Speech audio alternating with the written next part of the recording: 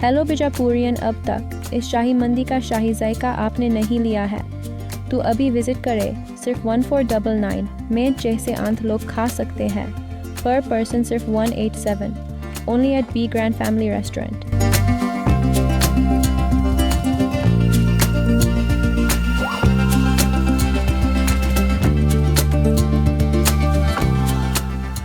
मैं हूं आबिद हुसैन शेख, आपका खैर मकदम कर्नाटक एक्सप्रेस में। सबसे पहले नजर आज की हेडलाइंस पर।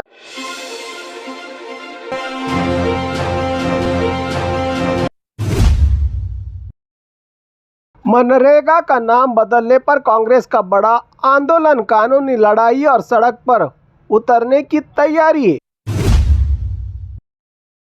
बी खाता फ्लैट वालों के लिए खुशखबरी, अब ये खाता भी मिलेगा। बीदर में रेलवे की जमीन पर गैरकानूनी कब्जे का आरोप, 40 घर और दुकानों को नोटिस जारी। बल्लारी बैनर फसाद मामला, सीआईडी को सौंपा गया केस। सीबीआई का बड़ा एक्शन, 9,05,000 रिश्वत के केस में अधिकारी के घर से मिले 3,59,00,000 नकद रकम।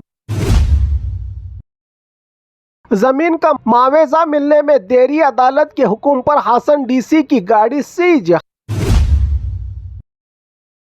बेंगलुरु में रोड रोमियो गिरफ्तार, लड़कियों से बदसलूकी का आरोप। बेलगाम में SSLC social science practice paper leak, exam से पहले हुआ वायरल। अब खबरें विस्तार से। मनरेगा का नाम बदलने पर कांग्रेस का बड़ा आंदोलन, कानूनी लड़ाई और सड़क पर उतरने की तैयारी। महात्मा गांधी नरेगा योजना के नाम से महात्मा गांधी का नाम हटाने के खिलाफ कांग्रेस ने पूरे राज्य में आंदोलन छेड़ने का फैसला किया है। कांग्रेस का कहना है कि केंद्र सरकार ने मनरेगा का नाम बदलकर गांधी जी की पहचान को मिटाने की कोशिश की है और इससे योजना को कमजोर किया जा रहा है।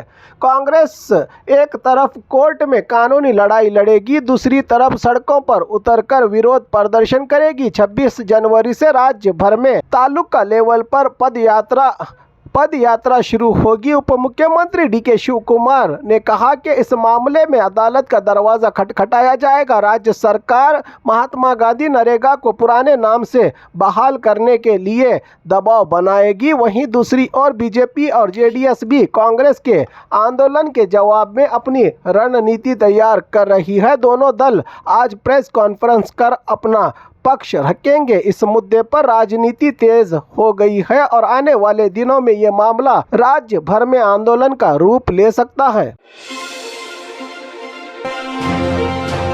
बी खाता फ्लैट वालों के लिए खुशखबरी, अब ये खाता भी मिलेगा। राज्य सरकार ने बी खाता फ्लैट रखने वालों को बड़ी राहत दी है। पहले सिर्फ बी खाता फ्लैट्स को एक खाता देने का फैसला किया गया था, लेकिन अब अनधिकृत अपार्टमेंट में मौजूद बी खाता फ्लैट्स को भी एक खाता देने की घोषणा की गई है। शहर में 10 लाख से ज्यादा बी खाता प्रॉपर्टी मौजूद है। नियमों के उल्लंघन के हिसाब से 5% तक का जुर्माना देना होगा। फ्लैट मालिकों को अलग अलग इंडिविजुअली ये खाता के लिए आवेदन करना होगा। चालू साल का प्रॉपर्टी टैक्स भरा होना जरूरी है। अपार्टमेंट का नक्शा प्लान होना चाहिए। अगर नक्शे से ज्यादा निर्माण हुआ है तो 60% तक फीस देना पड़ेगा। ऑनलाइन आवेदन की सुविधा भी उपलब्ध है। सरकार का कहना है कि इससे निकायों की आमदनी बढ़ेगी। वहीं कुछ एक्सपर्ट्स का आरोप है कि ये कदम सिर्फ सरकारी रेवेन्यू बढ़ाने के लिए और ये खाता मिलने से प्रॉपर्टी पूरी तरह कानूनी हो जाएगी, ऐसा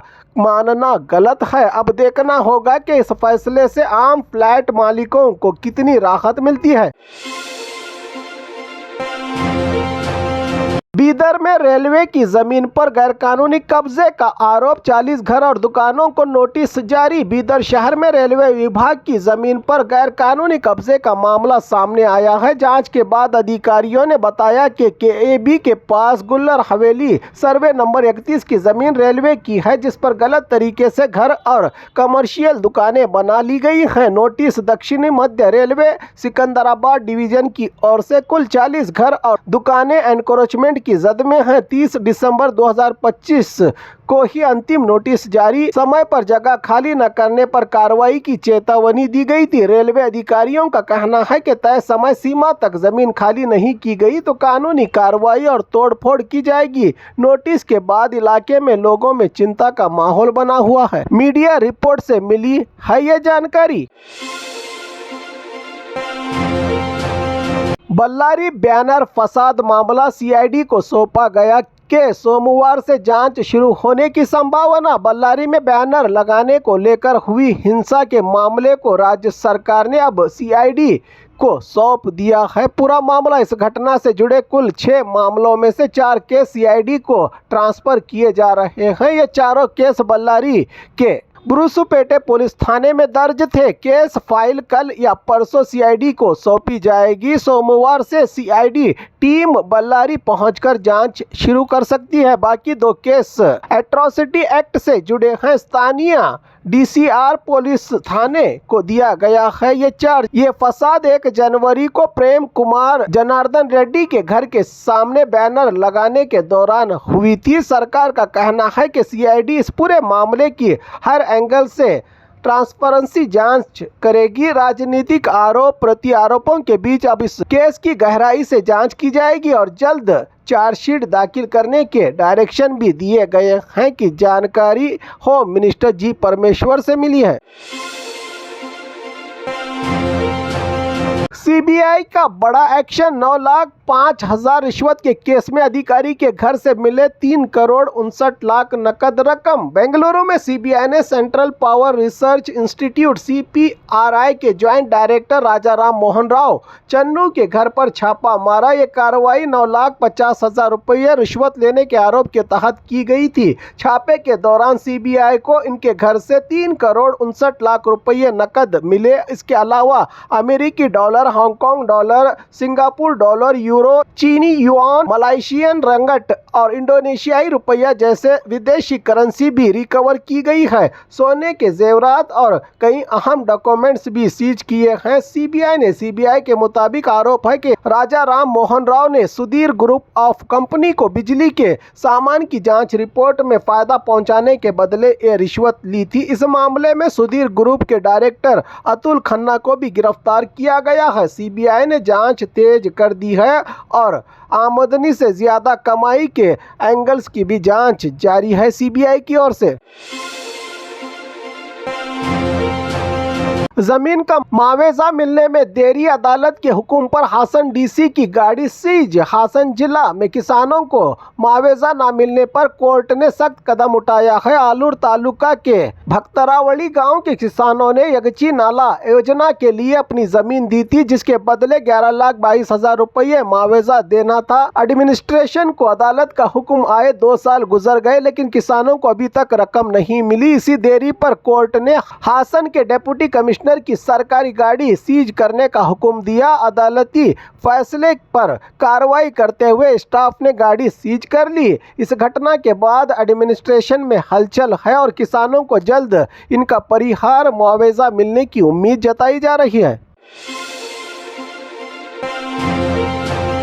बेंगलुरु में रोड रोमियो गिरफ्तार, लड़कियों से बदसलूकी का आरोप। राजधानी बेंगलुरु में सड़कों पर महिलाओं से छेड़छाड़ के मामले लगातार बढ़ रहे हैं। इसी कड़ी में कोतनूर पुलिस थाना लिमिट में एक रोड रोमियो को गिरफ्तार किया गया है। गिरफ्तार आरोपी का नाम मुनीर बताया गया है, जो पश्चिम बंगाल का रहने वाला है। आरोपी बेंगलुरु में रहकर डिलीवरी बॉय का काम कर रहा था। आरोप है कि वो सड़क से गुजरने वाली लड़कियों के साथ अश्लील हरकतें और बदसलूकी करता था। एक महिला की शिकायत के बाद पुलिस ने मामला दर्ज किया और कार्रवाई करते हुए आरोपी को गिरफ्तार कर लिया है। पुलिस मामले की आगे जांच कर रही है।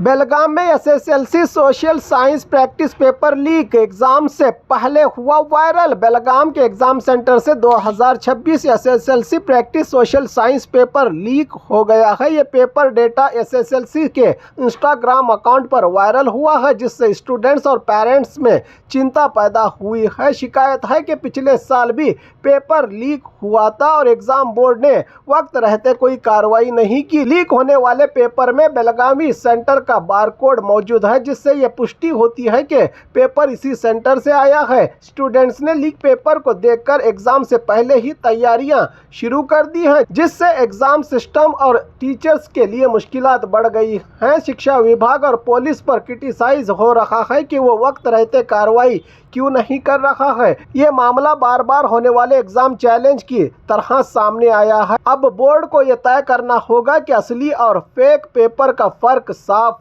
हो जाए और भविष्य में इस तरह की घटनाओं को रोका जा सके।